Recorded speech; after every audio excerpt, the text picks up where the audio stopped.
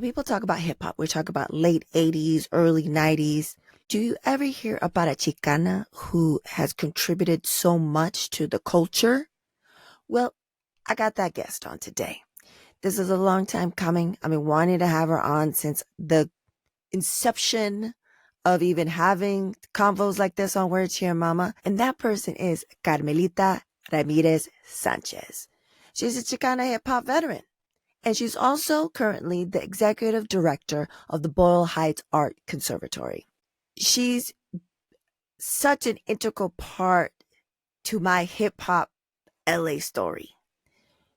Because of her, I was an intern at the world famous Wake Up Show with her, Sway, King Tech, and Revolution. And it was at the Beat. The Beat's not even around anymore. It was 92.3 The Beat, I believe it was called. So yes, she saw something in me and she asked me to be an intern. She contributed so much to the culture. She began her on-air radio career when she was only 16. Like, she was sneaking out and she was on air a couple of days a week at UNLV. She said that she'd put the car on neutral and sneak on out. She also worked at Delicious Vinyl. And like I said, she was on world famous Wake Up Show, but not only was she on air, like, her voice was iconic. Every time they were on air, she'd read where they were syndicated. It was like a whole list of cities and countries. And it was like people would always call in and want to hear her do it. It was like one of the highlights of the show. This was live, kids. This was live on air on radio, LA radio, syndicated for days. She's also the first Chicana to be on LA English radio. Like, the first. What was that, the 90s? That's how late it was in the game. Not only was she on air talent to the world famous Wake Up Show, she was also a producer and she was also the director of marketing for the show. And this was pre-internet, kids. This is when she had to, get on the phone and call folks. So in this episode, I get to thank her. Do I get a little emotional? Sure. Do I try to hold in some tears? Sure do. But I was able to get it out and we're able to have a conversation. And she was able to tell me how she even saw me and why she even asked me to be an intern. I mean, I didn't find out till when we recorded this early this year. I didn't find out that there was a process on how to be an intern, but I didn't have to go through that process because she just put me up in there, And so to talk about these stories and to hear more of her history, in this episode, we discuss how her father supported her dream of being on the radio when she was 8 years old. He was like, "Oh, sure, Mia, you want to do this? Let me get you a little Fisher Price tape microphone situation." Do you know what I'm saying? Like, that's rare in our community, especially first gen, immigrant communities where it was not a lawyer, a doctor, or whatever. It was something in the arts. And he was like, yeah, let's do this. So we also talk about what hip hop meant to her. Was she even able to see how much she was contributing to the culture? Also, having those natural skills of walking into a room, analyzing a space, and acting accordingly, whether, as she mentioned, it's code switching, hood switching, or whatever. I mean, especially during that time, if you think about it, she's a couple years older than me, but during that time, being a woman of color in hip hop, I mean, you've heard previous guests, we talk about that rap life, all the things that we had to go through, and knowing how to navigate in a certain way. So she talks about her experience in hip hop. She also talks about how she shifted from being in the music industry, in the radio industry, and pivoting to social and community work as she's now the executive director of the Boyle Art Conservatory, an amazing organization that does so much for not only the youth in the community of Boyle Heights that's in Los Angeles, but also adults that want to learn different parts of the arts, in front or behind, but mostly behind, right? And then advice for those parents or guardians they want their children to be actors, because I didn't want to take up a lot of her story talking about how she's the mom of Xolo, who is Blue Beetle. But at the end of our conversation, I wanted to make sure that she gave us the real deal Holyfield of what you should do if your child wants to be an actor, an entertainer of some sort.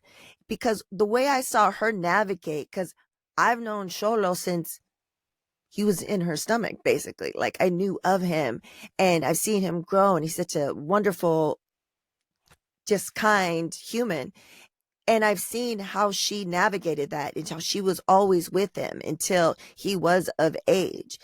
That I saw that that was important for other folks that are listening that are parents that might have, especially those that live in LA. Like, I'm sure it crosses your mind how to navigate that and so much more. This is a fantastic conversation. She mentions Babito before he was even anything. He was in the mailroom at the record label. We talk about, like I mentioned, Frank Sosa. We have questions and comments from the audience from Rocca Taylor of Dilated Peoples. And we also have literary veteran Lady Emish, aka Elisa Garcia, previous guest also, Nabi Productions in the house. And we just have an amazing conversation that I feel so many people can learn from. So let's do this. Carmelita, thank you so much for being here. This is a long time coming. You know, let's start it off with, how are you doing? ¿Cómo estás? I'm doing well. Estoy bien. And I'm so happy to see you as well. It's rare that we see each other in person, so this is the next best thing. Yes. And this is people, a lot of people know, and people have been asking and wondering when you're going to be on Word to Your Mama, because ever since I had the concept of finally doing this show, I was like, Carmelita has to be on there because you are such a integral part of my journey in life, my hip hop journey, my LA journey, all that stuff.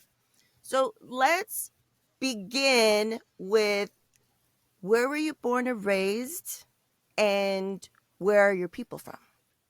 Got you. So I was born in Las Vegas, Nevada, and mostly raised in Las Vegas, but then I left at a little bit under 18. I left to go to school in Mexico City. I went to Televisa, had a school there for sports journalism. So I was part of that program. Yeah, I was part of that program, but I was a sports entertainment reporter. It's just a position I made up. And my family has been, my abuelo got to Las Vegas in 1903, so he went there as a bracero program to build the freeway, the Union Pacific Freeway through there. He's originally from Longosura, Michoacan, and my dad is from Mexico City, and his family is also multi-generational Mexico City residents. So we are Mexicanos from way of both Michoacan and DF. Wow, that's crazy. And then after that, you were in Vegas for a while, and then ended up back in LA. Well, not well. First in LA, so First in I LA. went to high school. Obviously, my school career, and then I had that opportunity. I had a scholarship to go to Mexico City, so I did the Mexico City thing, and then went back to Vegas for a little while. Continued at UNLV, and then I got a call that they were hiring a college radio intern at Arista Records. So I drove down to LA to interview for the job, and then by the time I came back on my answering machine was like, hey, if you want the job, it's yours. So Right. essentially that's how I came back to LA. That's crazy. So, you're a hip hop legend, and I feel like more people need to know about you as a woman, as a Latina. You're an on-air radio host. You worked at Delicious Vinyl. You're part of the world famous Wake Up Show as on-air host, but maybe people might not know that you were also the producer and director of marketing. You helped get it global. And in a time, folks, kids that are listening, in a time where there was no social media, internet was just a thing. Like, you are on, pounding the pavement, on the phone, doing all the things. So, what does hip hop mean to you? And last year was just like the 50th birthday of of hip hop. I mean, that's debatable, but why hip hop? What does it mean to you, and why hip hop? All right. Well, first of all, thank you very much, by the way. Those are really kind words, and I appreciate it. And hip hop, it's interesting, and you probably feel the same. When you grow up in something, I don't know if you necessarily take in both the magnitude and the importance of something when you are intertwined in it, Right. because the moments are happening in real time. So, of course, in hindsight, you could look back and say, I was at this moment in history. I was able to capsulate this into my brain as a memory. But certainly when that is happening, you don't look at it as a memory. So the thing about hip hop is that it's consistent, uh, and almost not really by accident, but really just a manifestation of what my life was. So, in addition to starting my first job at Arista, there wasn't really, with say one or two exceptions, there wasn't anything that you would call hip hop radio or mix show presentation, anything like Right. that. So, as I moved into my career, this is just where I gravitated because this is what I listened to. Right. My some of my earliest friendships in the business when I was in college radio in Las Vegas. I started my radio career at 16, so I was a high Wow. school student that was on the air at college radio. Some of my first friendships and relationships were, for instance, Babito, who was the mailroom guy at Def Jam, who I just happened to cold call and he picked up and was like, "Yeah, what do you need? I'll send you whatever you want." And Orlando from Delicious Vinyl, who years later, after I moved to Vegas, was like, "Come on, let's see what job we have for you." So it is just, this was a moment in history that you are surrounded by people that are moving history with you as well. So hip hop to me is how I grew up. It is what was part of my journey because it was happening while I was happening.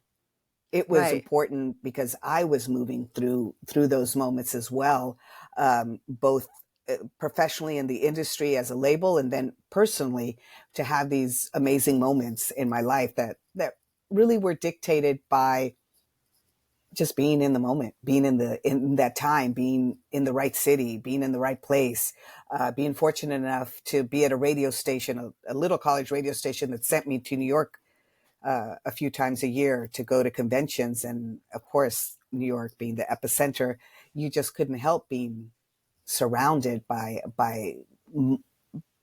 really this magic of history. Well, now it's history, but back then it wasn't. It was just what was Right. happening. It was what was happening. It was so new and exciting.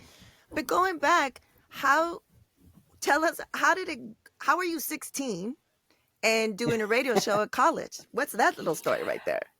Yeah, well, I my radio journey started at 8.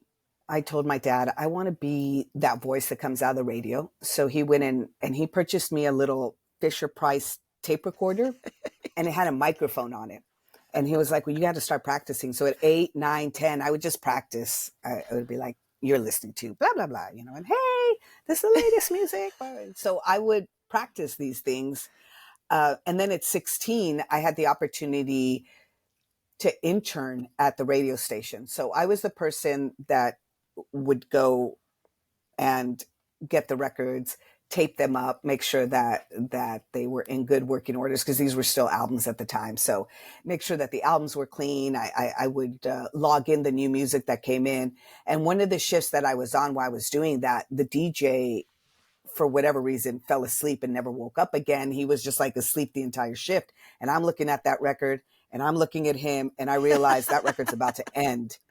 And there are certain FCC regulations that are taken very seriously. And one of those is called illegal ID. So I'm looking at the clock. I'm looking at him. I'm looking at the record ending. And I was like, I I need to actually open the mic. I need to at least say the legal ID. And that's what I did. And from that moment on, I was like, oh, I really love being on the air. I love this microphone. I love being able to talk on here. And I was given at 16 the 2 a.m. to 6 a.m. shift. I imagine labor laws weren't No. something that people really were concerned about. And I just used to sneak out of the house twice a week. I used to sneak out of the house twice a week. I did my Tuesday shift and my Thursday shift, and I would go out the window. I would put the car in neutral. I would let it go downstairs. I'd drive to UNLV, and I'd do my radio show, and I'd come back in and with enough time to be like, yeah, I just got ready for school. You know, I had my uniform on, ready to go to school. And that actually sleep pattern is something that unfortunately has followed me my whole life, because then, you know, you go from being a young person on the air to being a young person that's traveling because you're in the music industry, to being someone that is dictated by global radio shows. To your point, there Right. wasn't an internet. I wasn't going to send you some kind of message or anything. So I had to No. stay up for the New York shows, and then I had to be up for the shows in Europe and the shows in, you know, in some of the Caribbean areas. I just had to be up for those shows as well. So my 4 hours sleep, my son always makes fun of me. He's like, how do you function on 4 hours sleep? It's cultivated, my dear. I've built this my entire life. That's crazy. So at 8 years old, you wanted to be on the radio, but why? Like, what were you exposed to prior to that that made you, you know, that's your root? What made you be like, I hear that, I want to be that? Well, just remember what it was like being in a car at a young person. Mm, Your parents listened to the radio. They weren't listening to a podcast. They didn't have something plugged in. Maybe they had a tape or a CD or something like that. But eight really, track. if sure, 8-track. If you wanted to move beyond the things you personally owned, the records you personally owned, you were going to listen to the radio. Um, and that radio experience was just so powerful to me. And much to my dad's credit, his kid came and said, I would like to have this maybe job that maybe I'm never going to make any money at and probably doesn't exist. And he was like, Right. yeah, mija, let's do it. And I think I always credit that moment or that experience, Right. which is so different than many of us go through Right. when you want to be in the industry. They're like, "Estás loca?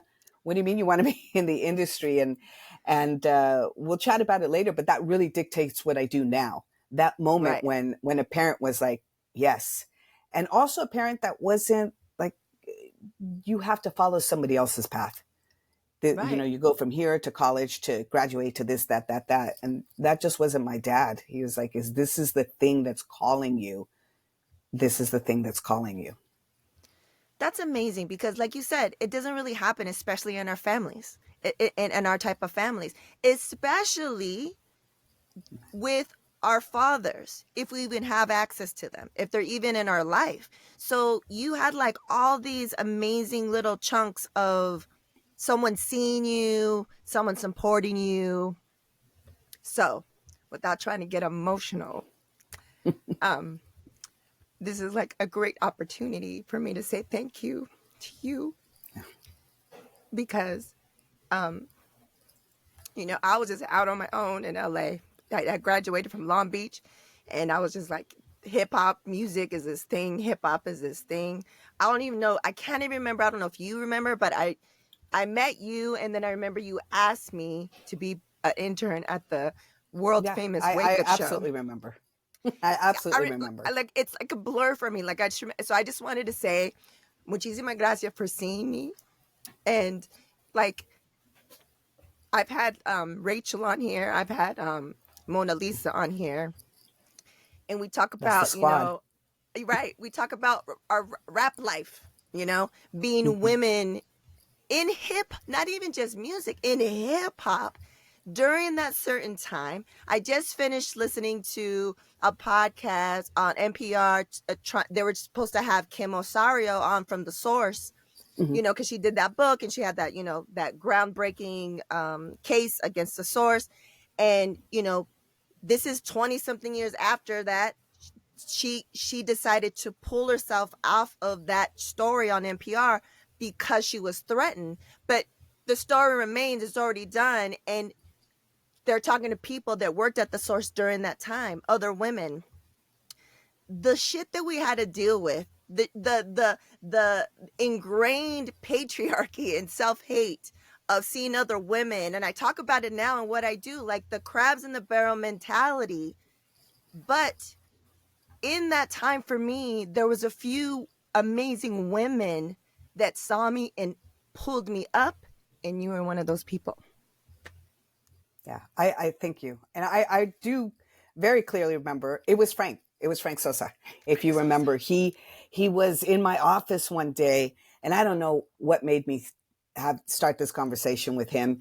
And then he was like, "Oh, you got to meet. You got to meet. You know, you have to meet Marisa. You have to meet her." And I was like, "Yeah, sure. Have her come by." And I think the difference to maybe that mentality was I'm a little bit older than you all. So there's not necessarily, and I'm not saying this is the reason why it's difficult to be a woman in the industry, Right. but it wasn't competitive. It was really like, who is the next, like that next ally? Who am I pulling up in me, and to surround myself? And to your point, I feel that way about Mona Lisa. I feel that way about a lot of young women in the industry, and young men. Of course, we had men Right. interns as well. And I really think it was because it wasn't a threat. It wasn't threatening. I've never really looked at, I mean, honestly, I've never really looked at anybody in my surrounding as a threat to my personal growth, Right. to how I was going to move. Right. And you know how I am. That's just not my DNA. But there Right. was, and not because it's you only, but there was definitely something about you that reminded me of me, about you. Mm. There was your tone, your cadence, the way you were very comfortable around a room. And once again, not threatened by the room, which is a very good like skill set to have, to be Right. able to walk into a space and to analyze the space and to know this is how I'm going to conduct myself in the space, whether it's code switching or hood switching or Right. understanding Right. like how you need to be in that space. I think that that was just maybe just learned behavior from me. I don't know. I had an interesting life where there was, you know, half of it was very questionably legal, and the other half of, you know, I grew up with a mom who was going to be a nun before she came back to Vegas, and a dad who definitely wasn't going to be anything in that category. So maybe just as a young person, learning how to like manipulate conversations and rooms and areas, and that was something I just thought was so important as I was moving forward in my career, and still think it's important, and still speak to the women that I went up with, and the women that I was able to have the privilege of in some way, in some small way, mentoring or being a femtor, anything in that Right. area. And they continued that. Right. That's what I feel is the win. These Hell women, yeah. you, the other women around my life, they continued that process. So whatever that seed was continued, and I'm just incredibly grateful for that. Even knowing that there was a small part of me that made that happen. Well, muchísimas gracias. I mean, like, I think, especially now hearing your story, how you knew at a young age, you had that initial support that I think was very vital in your story. And you know how we're just some of us are just born a certain way. You came into this world like an old soul. I say that too. Like I'm an old soul. Like we kind of been here before. You were so secure in yourself and what you did that I think that's why you didn't feel threatened. You're just like, oh, here's another, person. And I feel that's very important. That's looking back now. I see that in you. I see that in, my other boss that, really saw me and helped me to like, was like, well, you could do this, you could do this. Like when people see you, because they're not threatened, they're just like, oh yeah, this is like you said, you saw a little bit of yourself in me. that's amazing. That's like an honor. And, I wanted also to know, we talk about the shit that we had to do. Knowing your story now and knowing how secure Mhm. you were, I know there's a grip of shit that we don't have to get into in that time of you being a woman in hip hop. But because you were so secure, did you have to do the things that we talked about? Rachel, Dr. Ramus, and Mona Lisa, we talked about dressing down and baggy. And it's crazy because when I was listening to that podcast, I forget her name, I think Aaliyah, she worked at Source, she was like, we're all talking about dressing down and baggy, trying not to cause attention because you're such in a male dominated world. Like, did you deal with that at all? Was that even a thing That's for so you? funny. And I don't know if you remember that I was the complete opposite. I was like the mini skirt wearing, Yeah. Oh, the I do. You're the right. form fitting, this was not a concern per se of my life, because Right.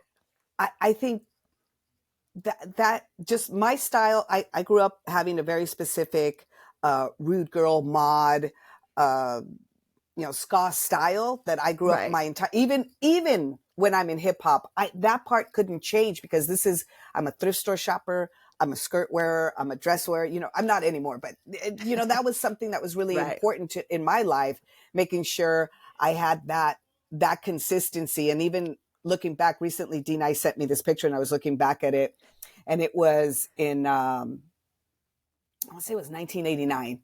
1989. So I was a kid. I don't even think I was 21 yet.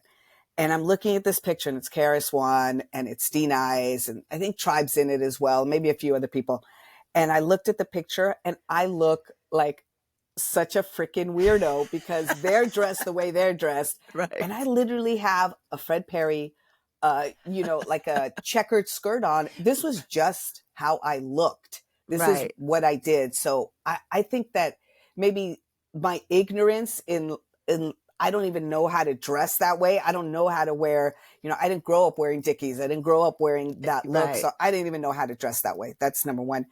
And then the other factor, which was very curious, and maybe you have the same experience, is that it was acknowledged from an early age and known that I could fight. I can Okay. scrap. Right. And I think that there was just something about that was like, okay, that's not like, dude or not, I can scrap. And I definitely think, and has happened on stages before, and has had me being, you know, physically moving people off stage, moving people off. And you and I are kind of like the same structure. We're small women. We're not big women. But I also think in some way that played into it as well, Right. because it was just an understanding. It was understood that that's probably not a good route to go to. So not of interest, not of Right. interest to have that. So in a way, my experience in the business was different to some of my other peers and some of my other women peers, not because I was tougher or uh, more respected or anything like that. I just think that there was, for whatever reason, an understanding that maybe wasn't the best route to go with me. And with that being said, there was plenty of disrespect, as you can imagine, that went on. Um, and now in hindsight, realizing that disrespect was really, it was informed by people that they themselves were insecure. They themselves were not Right. in a space where they owned anything, or where they had stability, or where they had judgment of foresight. Like, looking back at the times that there were conflicts in my life, or the times I was disrespected, I look back now and I realize they themselves didn't respect themselves. Right. So how are you going to get respect out of that? That's real. And that's crazy because I do remember now, like your outfits. For me, looking back, me being, newer to into the scene, and also being an intern and kind of like just learning and navigating, I thought, oh, Carmelita doesn't have to deal with that. She's paid her dues. Like, she's so it's fascinating to hear that it's kind of, you didn't know any other way. Like I was always a tomboy anyway, so I wasn't, it wasn't like I was. And I remember like patriarchy, dude, the patriarchy. I remember in the beginning going to like, Unity and all those things and all the shows and all the, wake up shows, the live ones. And, being one of only a few women in there, and we were just all, dressed however. And then when women started going in, dressing, being more into hip hop and going to the live shows and dressing with high heels and stuff, I remember I was mad about it. Like, to keep it 1,000, I was just like, what is Yeah. this? Like, how can she be a real hip hop fan? Like, she's not here for the right reasons. Like, I was just kind of like, to keep it real, I hate her. Like, so it's very interesting. Now I look back, I was like, oh, it's because it was so ingrained in me. Like, I was perpetrating the same shit, kind of, but we're evolved. But Yeah. I wanted to talk. Go ahead. I was going to say, even that moment that you're describing right now. So I grew up in a different scene. I grew up in, the reason why hip hop is important to me is because I grew up in a time when your clubs had hip hop on Friday and then some kind of new wave, new music, ska on Saturday. And sometimes the youth would get confused which day was what. So you would integrate. Yeah. I grew up in a lot of punk rock shows, and that phenomena that you're talking about, I used to call the cheerleader phenomenon, because there was a time when I was in high school, probably my sophomore year, that the women at these shows kind of flipped, and you saw these like umbrella term cheerleader types that were coming. Right. And I had the same feeling you did. I was like, are you fucking kidding me? And then to see that, like, oh wait, actually those men like that. They're like the people that I thought were super, I don't know, like grungy, like, like really punk rock, like that really punk rock feel. Right. I was like, oh, they're all dating cheerleaders now. And I thought that was such an interesting thing, that moment is kind of the moment you're describing, because I was like, why are you even here? Yeah, like, exactly. What is that? But that is that's that ownership, right? We were here first, and now you're coming, and I have this ownership. Right. And even Unity is a great example, because, another thing I'm known for in Los Angeles is I was the person at the door. Right. I was the person with the clipboard. I was the person who had your guest list. And I do clearly remember that moment where all of a sudden you're like, did you come to the wrong club? Like, are you, and not in a snarky way, but literally in a concerned way.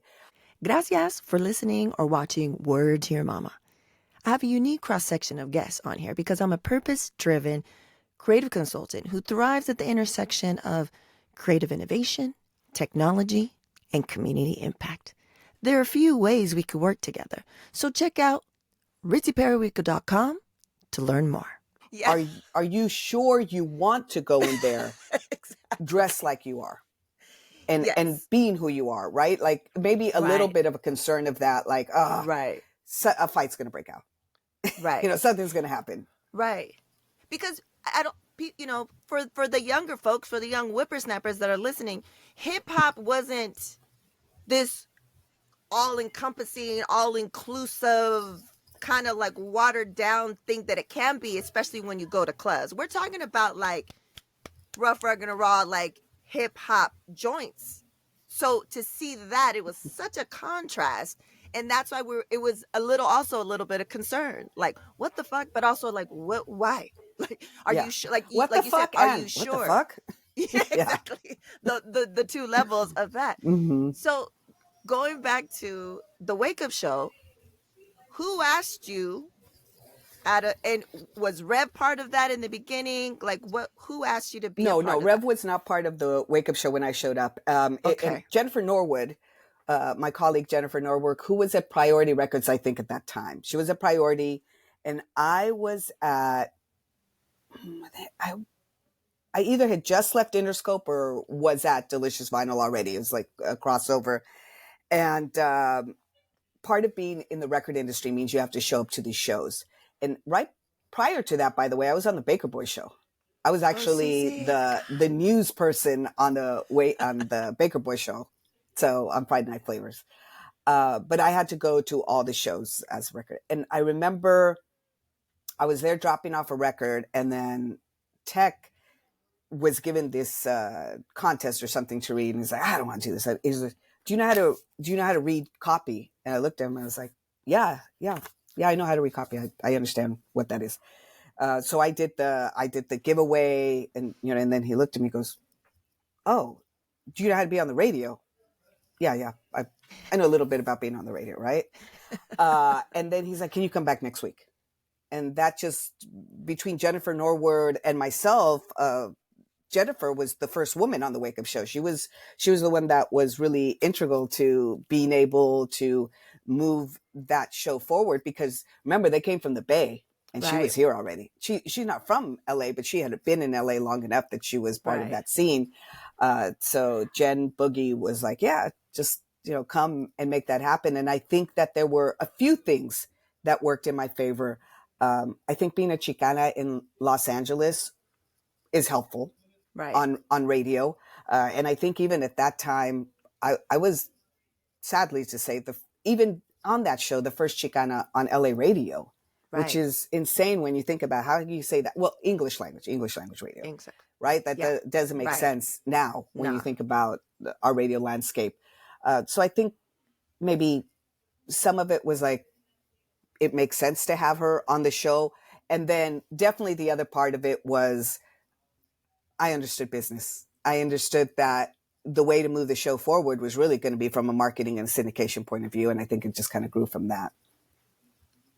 That's fantastic, because some people were like, oh, I only know it especially when I came on, they were like, oh, I love Carmelita. I love her. The dudes will be like, I love her voice. I love when you do, when you say where, that's like legendary when you say where you're all syndicated from, where you're at. And I remember like going and being so nervous, and I don't know who said for me to be in the studio and be on Pro Tools and record the drops, because I didn't know what the fuck I was doing. And you loved me because you asked me to be there. Sway loved me. Like, he would sing my name like the Maria Santana song. Like, he loved me. Oh, yeah. Tech despised me. Did not like me at all. Did not like me at all. I bet you he was like, why the fuck is she here? And one time you weren't there. I don't know why you weren't there. And then Sway was like, yo, no one knew me as Ritzy then. That wasn't Ritzy yet. So he's like, yo, Marissa. He's like, you want to read it? And I was like, not really. I was nervous. I was like, no, plus that's Carmelita's thing. And then he's like, no, just do it. And I was like, okay. And I was about to do it. And Tech was like, nah. Grabbed the paper. He was like, nah. I was like, okay. Yeah. To Tech's credit, he is widely not known as the diplomatic guy on the show. Yeah. But I don't even know if it was that he despised anyone, across the board. But I just think that he's very insular. He has his crew. That crew is the same. We just had dinner last week. I saw that photo. Yeah, Shalita was in town for a few hours, so we all went and had dinner. Like, that is his comfort spot. The people that he came up with, that is what he's comfortable in. And I think also maybe his style and personality doesn't read as super welcoming. But once he's your guy, he's your guy forever. Right. That's funny. Well, next time we talk to him, he probably like, I don't know who that is. He'll probably like, I don't know who you're talking about. He remembers all the interns. I'll literally say to him, hey, this guy hit me up on Instagram. Who is like, oh, he was that intern from da da da. I was like, oh, I remember now. The only interns I really technically keep up with are you and Renee. Remember Renee? Do you remember him? I kind of do. Kind of, yeah. So those are the ones that I keep up with. But every now and then they'll be like, oh, yeah, I was on the show from this time. Awesome. I believe you. Right. Because other than how you came to be an intern, there was a process to be an intern on the Wake Up Show. Like like there was an application, like you had to answer certain questions. Like it was like you didn't go through that process, but there is a process, and there was a process to be an intern on the Wake Up Show. Wow. Well, again, muchísimas gracias. That's awesome. And also, continued shout out. I just had B plus on here at the end of the year, yeah. and just everyone across the board. There's always a shout out to Frank Sosa. Frank Sosa is another person I've been wanting to just reconnect with and just have on here también, because he's helped me too. Like listening to this. So let's get into the questions and comments from the audience. All right. It's a comment first, and then we'll go into the question. It says, "Thank you for supporting Dilated through the years and for all of your work in helping to push hip hop culture forward before, during, and after the Wake Up Show. Thank you for being a bridge builder. We appreciate you." So let's go into the question part. Hip hop is obviously a part of who you are, but was there a particular situation or realization that shifted your daily focus from dealing with the hip hop industry to doing more social and community support work? And that is from our friend, our familia, Raka from Dilated Peoples. And this is Awesome. great. I was going to ask you about this, but let me go into the questions so we can get into what, doing now. Yeah. And I promise I will not tell the famous, to me, Evidence story of why Evidence and I took 25 years to even become cool with each other. But Please, no, please tell us. but Raka knows the story. So that moment is very crystal clear in my mind. I remember being at Delicious Vinyl, and as I mentioned yesterday, sometimes I had to be there 11, 12 o'clock at night because you had to talk to shows all around. So I'm there, it's pitch dark, right? Right. And one of our artists comes up and doesn't realize I'm there, by the way, comes up, it's late at night, and they were coming to pick up some records to sell. Like, maybe not lucrative now, but you could sell records at errands or at other places. And I was like, hey, what's up? Names there. He's like, oh, you could tell he was really embarrassed. He's like, oh, I just need money for diapers. At that time, this artist had a top 10 record. And I remember thinking, you need money for diapers and not for anything that this young man was doing or not doing. Right. The moment really crystallized in my mind two things. People don't understand the business. And number two, labels don't want you to understand the business. Right. Because even having my love has always been publishing, performance rights publishing, understand the breakdown. I'm a nerd for it. I love it. I will sit down and have conversations for hours with young men and women about like, oh, you think you're going to put out a record? What are you going to do for publishing? Right.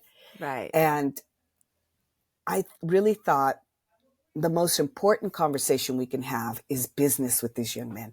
And then this moment and this conversation multiplied itself through the years as I sat down with artists at the label and artists outside the label, even explaining. Right. You would be, I think, shocked how many top 10 important artists didn't even understand, oh, you actually don't have any publishing money coming because your producer decided he's going to sample 70 songs in this one right. thing. And, oh, I see you didn't write your lyrics.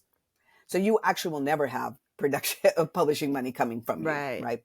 And these conversations led me to understand that the greatest gift that we can give any generation or any young people is that kind of knowledge. Right. And understanding.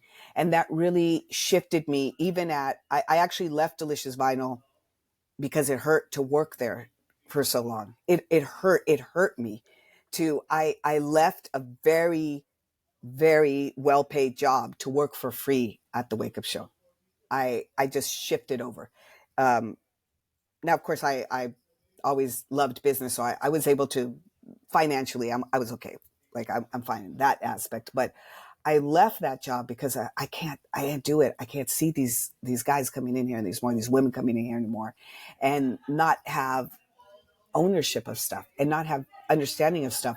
And even now I realize this was not the it was the business. So it wasn't as if anybody was targeting them. It wasn't as if anybody was, it wasn't intentional, right? It was baked into the business. So intentional in that way. That's how, Right. if everybody does something, then you're okay because everybody does something. But I couldn't take it anymore. I couldn't. It was really hurting. And this was even before having my son or anything. I just knew that Right. I'm not, I don't want to be unhelpful. I don't want to be um, part of that system that is just grinding down, especially black and brown young Right. men, Right. especially that grind down. I just couldn't do it anymore. Wow. That's crazy, that moment. And you know what? And I don't know how it is now, but there's still I think there's still a lot of education that needs to be done, and I feel that you're doing a great service, providing a great service. If you want to tell the folks what you're doing now, your title and the organization, a little bit more about the organization. Yeah, sure. I will do just that. So I am the executive director of the Boyle Heights Arts Conservatory. We're actually inside our shift a little. We're inside our room. It's not just a toy room. This is where we keep all our supplies and our stuff here. So I came in here because the internet is apparently better in here. So here I am. And we are a nonprofit that very specifically focuses on career introduction, career pathways, and workforce development for young men and women in Los Angeles in film, television, digital media, and music production. So not the person on the mic or the person in front of the camera, but all those other, the landscape of jobs around that industry is what we are primarily interested in. And most of the work we do, over 70% of the work we do, is with young men and women who are currently incarcerated inside LA County system. So we introduce, whether the class is beat making or whether it's photography, filmmaking, editing, understanding those skill sets. Then we take that and we work with them. And once they come home, once they return, then they're able to keep up their skills. And the other percentage are just young people. We don't have really an age barrier. So our oldest students are in their 70s and 80s. And there are people that are learning. I liked poetry at one point in my life. I'd love to know how to write, or I want to understand how to take pictures. I want to take pictures of my grandkids. You know, I Yeah. want to do that. And all of those are, to me, they're important in that I want our industry to be reflective of the population in Los Angeles. Right. It doesn't look like that. You'll go on any set. You'll go. There's pockets where it does look like Los Angeles, but for the most part, and even those pockets that it does look like Los Angeles, not anybody writing any checks. That's for sure. Right. Not anybody Right. that is in those very high floors in the building. Right. They don't look like us. They don't talk like us. They don't come from us. And I see a shift in that there is more of a recognition that this does have to happen. And I'm not talking about like that fabricated diversity inclusion Right. department, not that. But I think that there's a shift in that young people that are coming into this business are bringing other people into this business that they're comfortable with. Right. And this is what we do here. We want to prepare people by giving them the skills so that there's no argument. If you are at the same level as somebody that went to, I don't know, CalArts to study engineering or anything like that, and you are at that same level, all things considered, you should be given that same shot. And that's Right. really what we focus on here at the Boyle Heights Arts Conservatory. And I really love what you guys have done all of these years and continue to do, because I think it's really important. Like you said, it's the knowledge, and just some of us, especially in Black and Brown communities, we don't even know that there's all these different, like, oh, I can't be in the industry because I'm not a singer or rapper. Da, da. Well, there's all these behind the scene things, and that's how we get people in. Mm-hmm. Like I had Linda Morel on here, Emmy Award winning producer, and she talked about being on the Black Lady Sketch Show and them saying, I want our entire team black. Well, they're not there. the van driver, the grips, they're not there. And why aren't they there? It's because our communities don't even know that those are jobs. Those are things that exist, that Mm-hmm. you can get work so many hours, get hours, be a part of the union. Like, we don't know that. So slowly but surely, we need to disperse the information and the knowledge and the exposure like you guys are doing. I mean, something as that some people might think is insignificant is huge. I love and always try to amplify when I see all the amazing free programming that you provide for the Yeah. community, and also something as simple as free breakfast on Saturday, Yeah.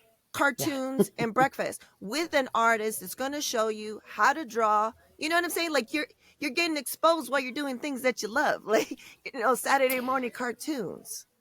Well, that is a memory that really is informed by my own memory of being a young person and having these parents come in here for cartoons and cereal and being able to see these 3, 4, 5, 6 year olds that at the end of the lesson, they're like, I understand what a line artist is. I understand what a voiceover artist. I understand this was engineered. They're little, but we talk about, you want to be a fireman? You want to be a doctor? Want to be a nurse? We talk about that from the beginning, and we should be comfortable talking about these jobs, and Right. parents that come here are like, I know that I wasn't given these opportunities, and to have my child be able to come in here. We have podcasting classes that start at 6 years old.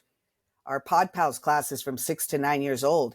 That's that kid. That's that kid that's going to say, I want to be the voice on the microphone. Right. I understand this. So this is just the glow up version of my dad giving me a Fisher Price See, tape recorder, right? Like, full this is circle just like, no, you're moments. going to go into a full Yeah. studio. You're going to go into a full studio. You're going to learn how to do that. We had a young man here 2 years ago, 2 years ago, that he was at that time 13-year-old, and he designed the official celebrity NBA jersey uh, for All Star. A 13-year-old. Converse came to us and said, hey, we have this opportunity. We're going to do this. And the other people that applied across the country, these were, 18 over adults, and our kid comes in and he's 13. He won. That was the It's jersey the amazing. West Coast wore, the Shut jersey up. that he came up with. And this was obviously a young person whose family was supporting him, whose Right. dad was like, yes, mijo, you want to do this, let's do it. Whose mom was like, the cheerleader, right? The way Yeah. they act like when we're the star on the soccer team or when we're the star Exactly. on the basketball team, that's what his parents were. And that is really, his name was Ness, Little Ness. His dad's name is Ness, he's Little Ness. And that is really, to me, what I find so fulfilling about what I do, that parents come back in and say, I don't understand what he's doing, and I don't really get why he wants to do it, but I know he wants to do it. And I Right. want to be the one that's supporting that. Yeah. It's a beautiful thing to recognize that in your child and see the passion. Like, I don't understand it, and maybe it scares me. Maybe it scares me because I'm not sure if it's stable as what we're taught to think about. But yeah, no, that's amazing. Let's go into the second question and comments from the audience. It says, your amazing career has spanned a very significant period in broadcasting. You have worked directly in the industry at various levels and witnessed first and how technology has pushed people onto the internet and streaming platforms to get their news, music, and pop culture. What do you think is the future of public radio? What does it look like? And how can radio stations remain relevant? And this is by a previous Word to Your Mama guest, legend in the literary world, co host of Heartbreak Radio, our girl, Familia, Elisa Garcia. That is my girl. And Sol, I've texted you twice in the past 2 weeks, so maybe technology is not your thing. Yeah. So I hear that question a lot. Here's the interesting thing, because we live in Los Angeles. Right. Radio is actually still very relevant. Our cars still have radios. They've even added ways for us to have more radios, right? The HD stations, middle of the dial stations. And internationally, radio is still very important. I know that as people that live in this colonized world, we think our opinion is the only opinion, right? That matters. But if you travel across, you travel a lot, actually. Obviously, you travel a lot with your partner, and you see, oh, radio's still a thing. Right. Radio's still important. You go into areas where they get one little 100-watt, 50-watt antenna, and they put it up, and they're able to communicate. When our systems are able to get information through, whether it's from Palestine or from Japan or from New York, from wherever, when we're able to communicate with each other, we're able to do it at this very rudimentary technology, the 100-year-old technology of radio. When earthquakes happen, when our power lines go out, the one thing that'll be consistent, even without internet, is radio. Word. That's Yeah. consistent. So I think that there obviously is the perception that radio is not that important anymore because people don't listen to radio. And I agree with that. I think that does happen. Public radio, that's a different thing. Public radio audiences actually grow continuously because that's kind of a different format and different model. But radio is still significant. Radio still does change because radio is very local and very personal. Right. So when you have, like we have, a community radio station that really only broadcasts for 8 miles in the radius, in Los Angeles, 8 miles is almost 350,000 people. Right. And growing, right? Like just Boyle Heights area and beyond. Those are important things. That's like very hood related conversations, very personalized conversations. And I think radio, if anything, radio going back to that is a great thing because it really does allow you to understand each other in a way that's personal and not necessarily, I saw on Instagram this happened, or I saw a video on TikTok or XYZ. Those things, of course, are mass produced experiences. But this, I'm talking about a very personal experience, the very personal experience of, I actually know that person on the air. Right. Or I feel like I know that person on the air. I wouldn't necessarily say that all the nails are in the coffin of radio. I just think that there's an evolution and a shift in radio that continues to happen in that art form. Right. So are you guys still doing the programming for the radio station and stuff like that? Yeah. We have 63 shows on the air right now, and we're currently training 7 new spots to be on the air as well. Dope. Okay, so let's get into the final part of this. I've taken so much of your time already. The not so rapid fire questions, the AKA slow as hell questions. Are you ready? Ready. 3 words to describe yourself. 3 words to describe myself. I am scrappy. I'm, I'd say very direct. I'm very direct. And I'm a mom. Right. What's the best piece of advice you received? The best piece of advice I ever received was don't take it personal. It's not personal. It really is not. And I always try to say that to myself when somebody's wilding out on me. It's not personal. You don't know what kind of day you had. Even if it's that woman at the, at the coffee shop who's going to just cut in front of you. I don't know. I don't know what kind of day they had. Right. That's real. What's the song that you play when you need to get hyped? The song that I play when I need to get hype. That's I always feel like I'm always hype. So almost the opposite of that when I need to calm the fuck down. But yeah, I have a moment of walking out into the streets of New York and listening to Public Enemy. And just remembering, holy shit, this is a thing. Right. So when I hear My Uzi Weighs a Ton, it does something to my inner child that, oh man, I get so excited when I hear that song. I love that. I love that feeling. And I imagine that the things that hype us up is really those moments that put us back into a time and age, anything like that. For reals.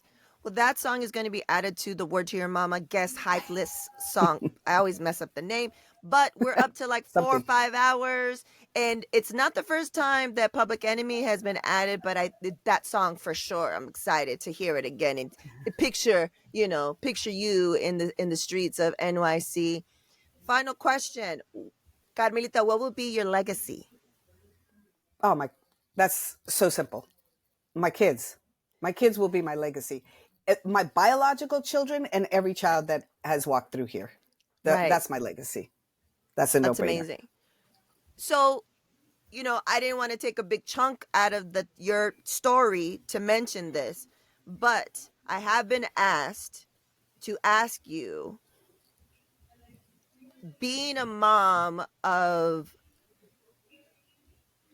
a super uber talented, wonderful human being, of a young man that's out there, even he's out there in the streets, is very, very polite and thoughtful.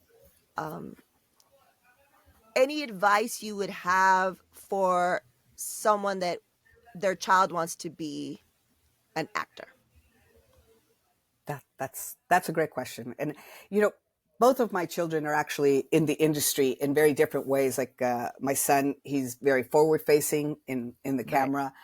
My daughter does a majority of her work on voiceover, and she's a theater kid. So they're very different in that aspect. But they both did the same thing of like coming to me. Sholo, when he was very young, he's like, I want to be on TV. How do you do that? How do I want to be on TV? He was maybe like 8. And my daughter was really more understanding of, I really like voiceover. I don't like people looking at me. I want to just use my voice.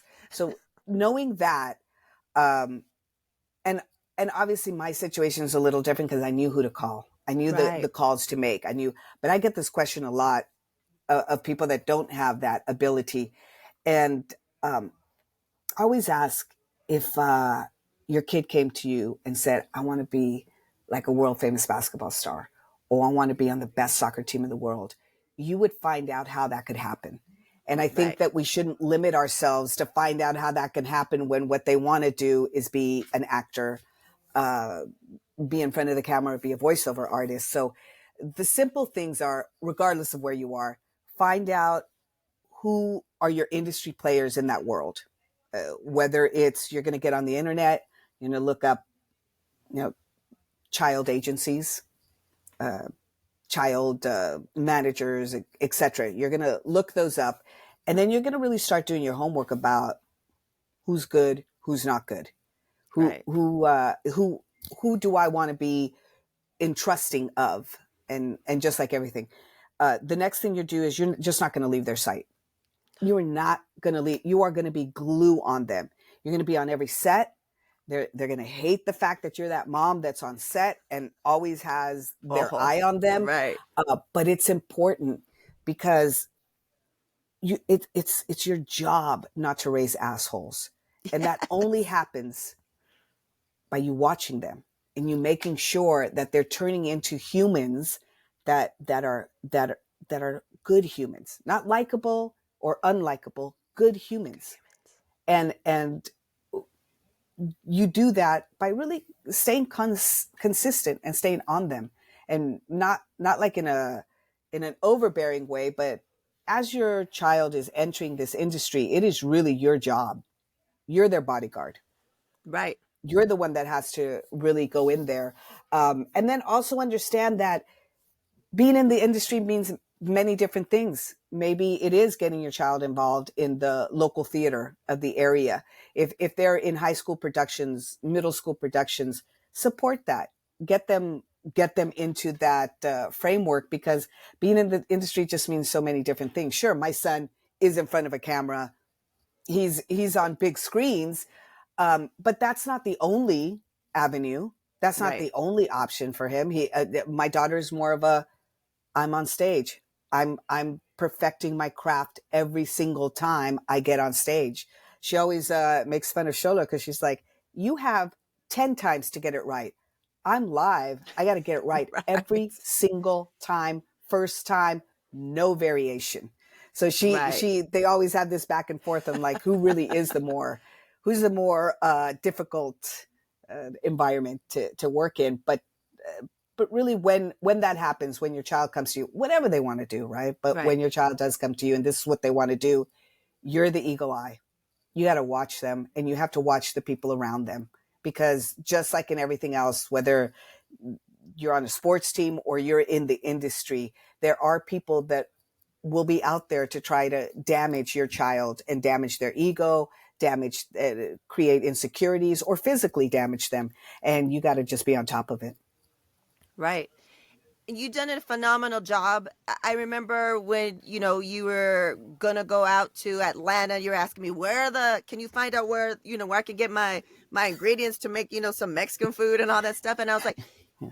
she's doing it the way it should be done. Like, he was already an older teen, but he wasn't 18. You're just like, I'm going to be Yeah. up there. I'm up in there. Like, you know what I mean? And Yeah. I feel like that is super important. I know it might not be something that everyone can do, but if you're taking it seriously and you want to be, like you said, the bodyguard, the protector, he's he's grown up to be such a wonderful young man. Um, he's reached out online, and just always, every time I've seen him since he was little till he's big, I remember when he was in your stomach.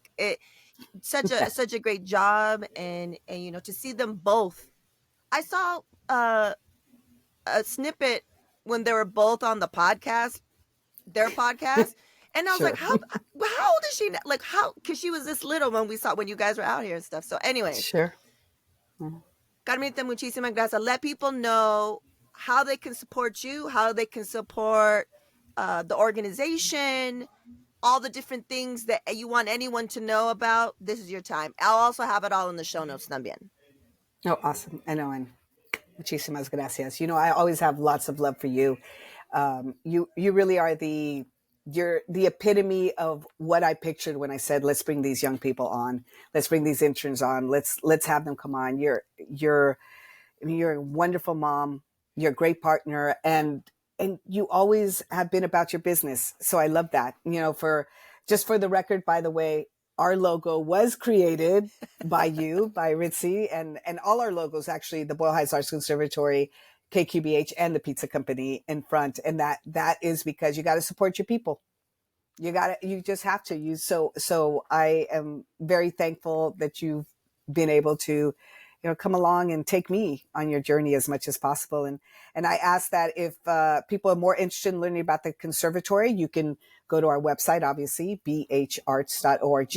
And I believe all our Instagram, Facebook, all of that is just the BHAC.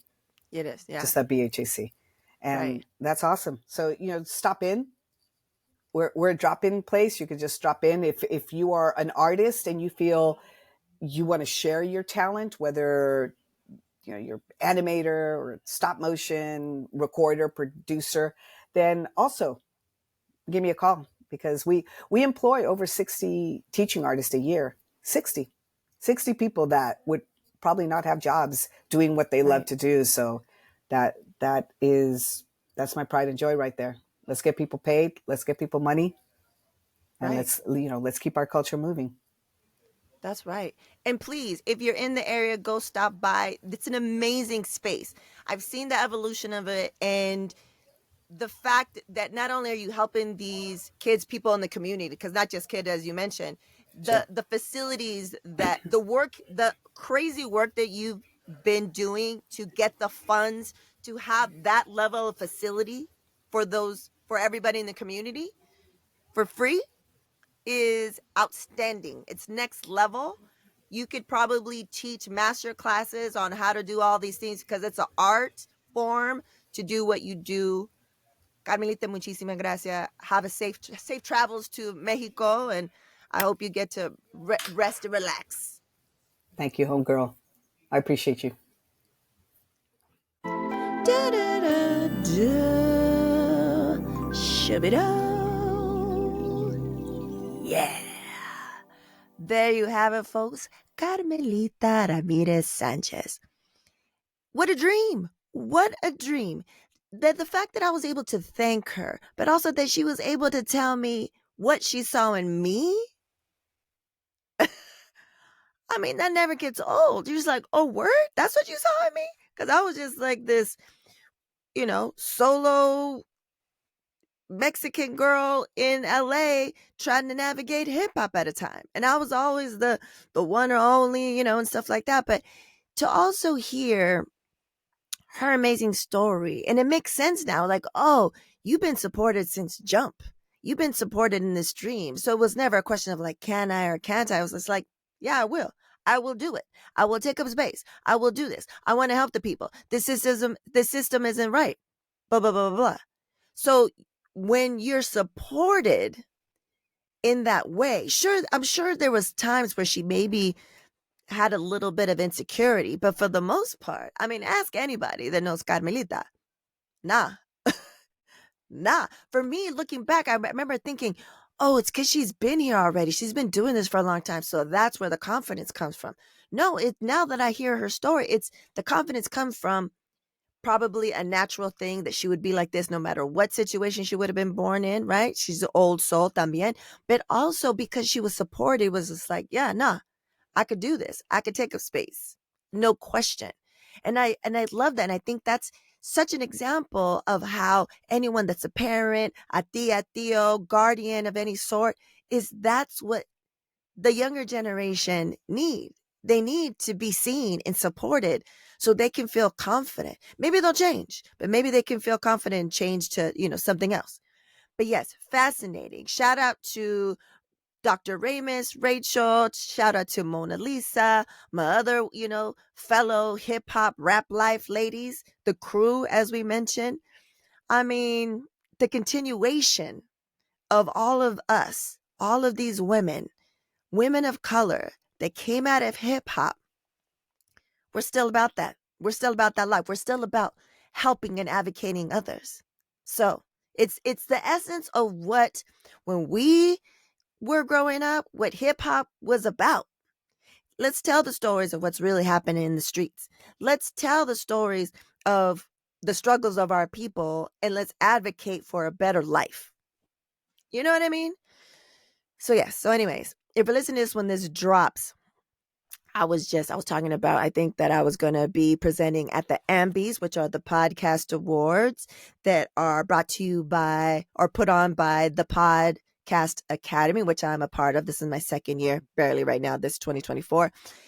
And it was fantastic. Lilian Rivera rolled with me, and I had to do the red carpet. I learned some tips because, with my glasses and the glare and like my neck, I had to like figure things out. But she was peeping the scene and taking photos. You'll see them on the timeline, on the stream, or the whatever it's called. And excuse me, she was like, they take pictures. They have your name that you give them. You let them know you're coming through. They look up your name. They have a card, paper, and it has your name on it. And then someone holds it up so that the photographers, the videographers, and the people and the camera crews can take a picture of it so they know who the hell they're talking to. So I'm going down. Everyone's taking a picture. I'm wearing my I Am My Answer's Vengeance shirt. Please believe it. One of the photographers was like, oh, show your shirt. So I have a picture where I'm going like this. And then so I go down the line and everyone stops me. And then they ask me for some interviews at the end. So I just thought, in the podcast world, they're going to talk to everybody. Lillian was like, nah, they did not. They did not. Did that people after me that took a couple pictures and they were like, okay, thank you. And I was like, oh, wow. So anyways, I was nervous. I had to get there earlier in the day so that we could rehearse. And then afterwards, it started at 6. It was live. Trixie Mattel hosted. She killed it. I mean, Lillian and I were cackling. It was fantastic. And then it was my turn to go up, and I was with Patrick Hill, who is, I believe, founder of Dystopia. Shout out to Patrick. He was my co-presenter. And we went up there and we did the thing. What I forgot was that I had gum in my mouth. I had gum in my mouth because every time I speak the past year, 2 years, every time I speak, I get nervous and my mouth gets hella dry. So I was like, let me get some gum so I have some saliva up in there. And then I forgot because I was like so stressed out about it. But what was great was that they said my name. This is the theme for the next couple of months, kids. My old new name. So it's my government name, then that's brand new, rearranged because that's what it says on my birth certificate. And then it has my mom's maiden name is actually my last name, which I didn't know until earlier this year. So they say my name and then they say AKA Ritzy P. And then it helped me to calm down. And then I went up there, did the thing. We presented 3 awards and it was fantastic. And I was like, whew, I could breathe, I could relax, da da da da. And then immediately after we walk out and strangers come up to me and they say, wow, she's like, this one lady, she's like, I just want to say you're such a great presenter. I was like, oh, thank you. And then, we walk and then we go to the after party, long line. Then we get in there and then someone else came up to me and they said the thing. But what was crazy too is that a couple of days ago, I get a notice. I've been Getty imaged. Getty image. So, when you see, oh, there's an event, a Hollywood event, da da da da, and you want to look for a photo of a celebrity. I'm not saying I'm a celebrity, but, if you see a photo of a celebrity and then it has that overlay, it says Getty Images, and to get it without it, you have to buy it. Oh, I have 3 of those now, kids. 3 of those. Yeah. Isn't that crazy? Crazy. So anyways, that was fantastic. And then I'm in a couple of days, I'm about to bone out to NYC to go back to return for a second year to speak at NFT NYC. And then there's some, speaking engagements and some, appearances that we have to do as the women of Web3. Shout out to Sandy and the rest of the crew. And I got invited to go to this Women in Hip Hop Forum that's at the Lincoln Center on the 5th. Hopefully I can make it to that. Shout out to Marta Diaz for the invite, and I hope to finally get to meet her. She's another one that's in the scene that's contributed so much to uplifting and preserving the culture. And yeah, so it's been a week, kids. It's been a week. I'm trying to stay healthy. Supernatural Bear, he's on the mend, but he's really, really sick. Luckily, it wasn't COVID. And yeah, and then I had to go to a funeral. So yeah, it's the high highs and the low lows, but that's life. Life is lifing. We have a special episode that's coming up that's dropping. What is it? Not next Monday, but next Monday. So what is that? April 15th. You're not going to want to miss. If you're a woman of any sort and want to know more about the myths and realities of perimenopause and menopause, I have a special guest on April 15th. It's going to be dropping. We already recorded an episode. I learned so much. It's invaluable what's happening in this episode. So you definitely you're going to want to watch or listen so that you can get the gems that have been dropped regarding this subject, because it's important. I mean, no one said anything. Did anyone say anything to you? Nah. And if you're a man, you need to listen to this too, because you need to see how this affects the women that you love that are in your life. April 15th, mark the calendar. Just make sure, listen to all the episodes, but especially if you're looking for answers to that, you want to listen to that. So remember, how can you support this podcast? Because we amplify diverse voices. First of all, you can leave a review. You could leave a comment. Make sure to subscribe and like if you're watching on the YouTubes. And then a free way is tell your folks, tell your peeps, and then tell your friends, right? That's how we get this out there to the peeps. Even more peeps, because diverse voices are unfortunately still lacking and still needing up in here, right? That's why this year, now that I'm in a second year in the Podcast Academy, I want to see how I can be more involved, because it was fantastic that I went to present and my co-presenter was a young Black gentleman. And then we presented 3 categories, one which was the DIY, and the people that won were run by Black women. It was called Stitch Please. How amazing is that? We were able to give them an award. So yes, we need to take up all the space. And a little, as they say in the web trees, a little alpha to be dropped. I'm going to be hosting some workshops on getting your podcast started, because everyone keeps asking me, how do you do this? And what should I do? Because some people start podcasts, but they have someone that records them. Maybe they have someone that edits it and does all the other stuff. I do all of these things, kids, all of these things.